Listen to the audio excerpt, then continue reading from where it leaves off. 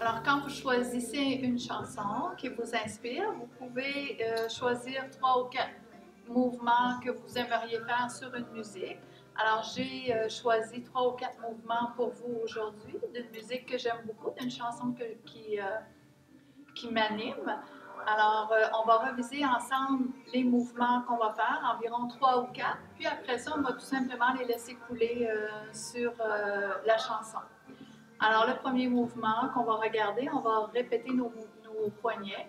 Alors, quand vous vous installez pour danser, pour protéger le dos, on s'assure de plier les genoux, basculer légèrement le bassin. On s'assoit. Alors, techniquement, le poids est sur les talons. On va revenir au poignet. On vient vers l'énergie du ciel, de la terre. J'amène vers moi. Ensuite, on tourne. Alors, je m'assure que pendant que je fais les poignets, que je reste assis. Alors, mon poids est toujours sur les talons. On va aller voir le mouvement de l'épaule mélodieuse. On va ouvrir et on va laisser nos épaules dessiner un cercle. Mon poids est toujours sur les talons. Mes genoux sont toujours fléchis. On va aller voir le mouvement maintenant de la cage thoracique. Alors, vous, à la maison, vous pouvez prendre tout le temps que vous avez pour vraiment prendre le temps que le mouvement de la danse orientale s'installe dans votre corps. Et la cage thoracique, on va déposer le pouce et le majeur sur le haut de la cuisse. Mon bassin est toujours basculé, mes genoux sont fléchis et on va dessiner un cercle complet. On va rentrer, côté, et là, mes côtes s'étirent, permettant vraiment un dégagement au niveau du cœur. Et je rentre. Encore une fois. Et je reste toujours assise. Mes genoux restent fléchis. Si vous avez envie de vous déplacer, on va garder les cuisses collées ensemble. Le poids va rester toujours sur les talons. On va croiser une fois en avant et on va croiser une fois en arrière. Alors, si vous vous déplacez une fois en avant et on croise une fois en arrière. Et mes genoux restent toujours fléchis, mon poids toujours sur le bassin, sur le talon, en même temps que mon bassin est basculé. Alors, je croise une fois en avant, mon bassin reste basculé, mes genoux restent fléchis et je croise en arrière. On va revenir au mouvement de l'ondulation ou de la vague, comme vous préférez. Et on va amener plexus et pubis ensemble. On va descendre. Dérouler le bassin. Étirer. Et vous vous souvenez qu'on l'a fait à genoux tantôt, alors on ne dépliera pas les genoux. Et on ramène en gardant les genoux fléchis. On descend. On va dérouler. Encore une fois, on s'assoit. Plexus et pubis ensemble. On descend. On déroule. Mes genoux ont toujours resté fléchis. On va le faire avec les mains. On descend, déroule, étire tes côtes. Et encore une fois, plexus et pubis. Je ramène mes mains juste en bas du nombril. J'ouvre la hanche. Étire tes côtes. Une dernière fois, plexus et pubis ensemble. On descend, on ouvre. Et quand j'ouvre, je ne sors pas à l'extérieur de moi, je reste avec moi. On déroule le bassin et tout de suite, j'amène mes poignets ensemble. Et c'est parti. Alors, on va mettre la musique, puis on va aller essayer nos mouvements qu'on vient juste de pratiquer. Alors, bonne danse!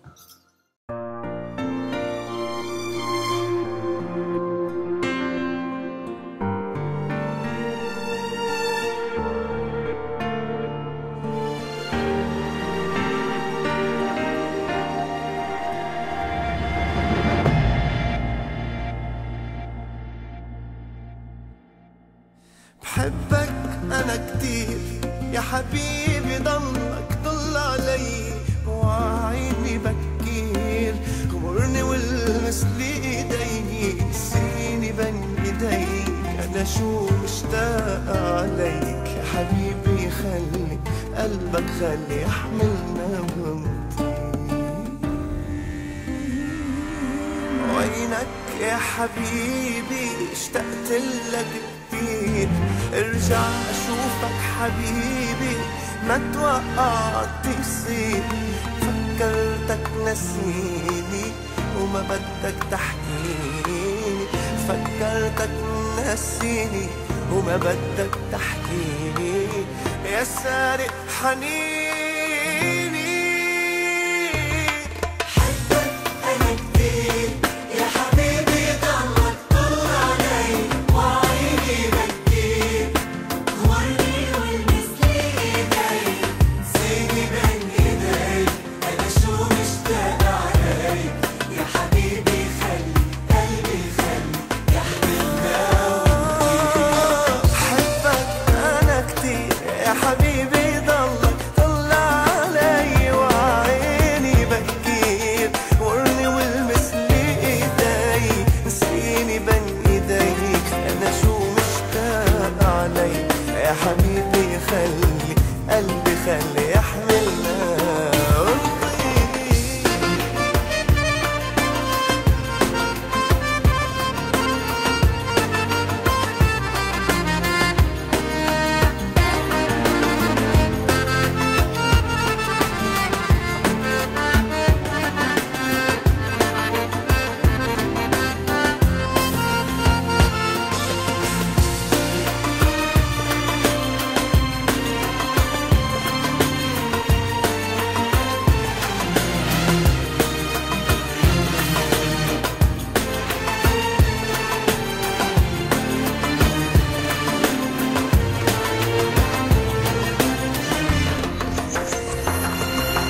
حبك بعده باقي ومش ممكن انساه، وما بيقدر عفراقي وانا اللي بهواه.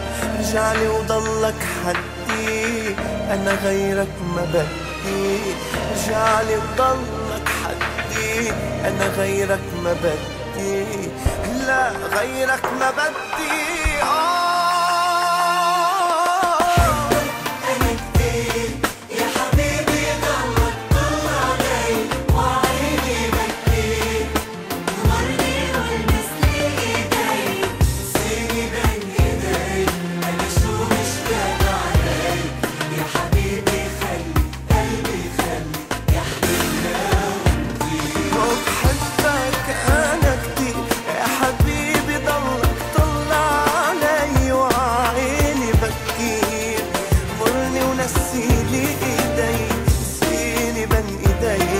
أنا شو مشتاق عليك يا حبيبي، خلي قلبي خلي يحملنا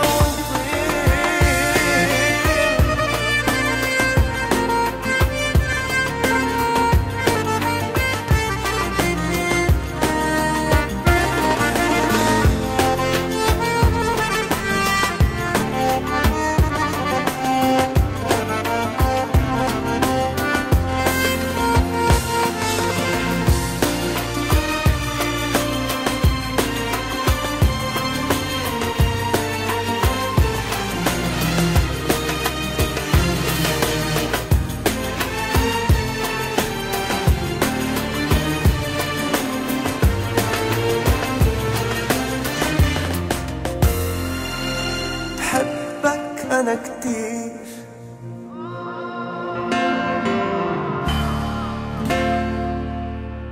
غمرني والمس لي ايدي، نسيني بين ايديك، أنا شو مشتاق عليك يا حبيبي، خلي قلبي خلي يحملنا.